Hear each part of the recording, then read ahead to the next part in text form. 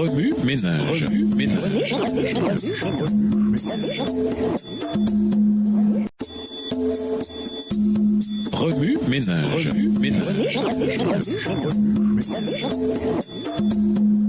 Bienvenue dans votre émission. Remue ménage. Nous voilà à la leçon de mercredi, les armes de la lumière. Nous vous invitons à lire Acte 15, les versets 5 à 29 et Romains, les chapitres 13 et 14. La Bible nous rappelle que même les Juifs luttaient avec l'idée de la justification par la foi. Et nous, en raison de notre négligence, nous oublions souvent que nous n'avons pas la puissance de nous sauver nous-mêmes. Si nous le pouvions, Jésus serait mort pour rien. Galates 2, verset 21. Nous sommes incapables d'emprunter le sentier de la justice sans la direction divine. Cependant, ne nous inquiétons pas. Dieu ne nous livre pas à nous-mêmes.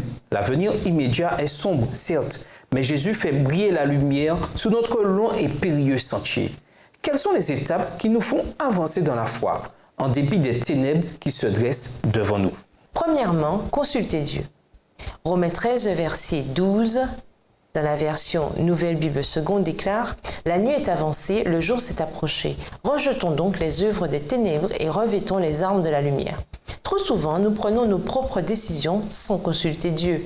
Chaque jour, rendez votre première action significative en priant le Saint-Esprit de guider toutes vos pensées et décisions. Revêtez les armes de la lumière et vous serez en paix, sachant que Dieu contrôle toutes choses, car se préoccuper des désirs de l'Esprit Saint mène à la vie et à la paix. Romains 8, le verset 6. Deuxièmement, utilisez votre boussole.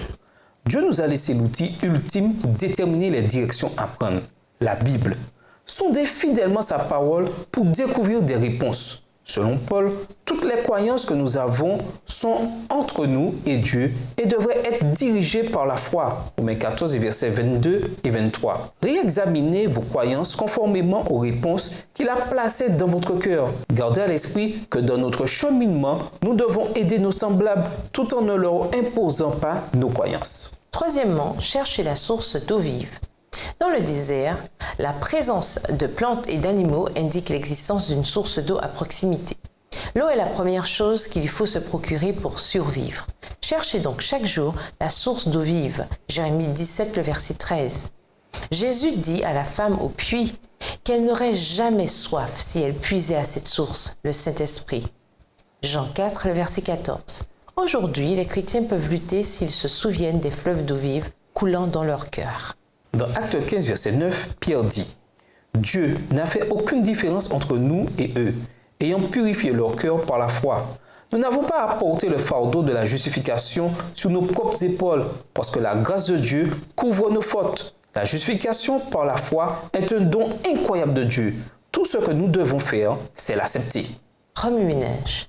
Pourquoi la justification par la foi est-elle importante? Que dit Jacques sur la foi et les œuvres? Vous est-il déjà arrivé d'oublier d'avoir foi dans les plans de Dieu?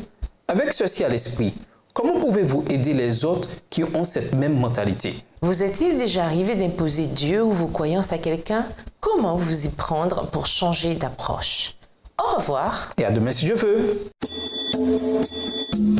Remue ménage. Remue ménage.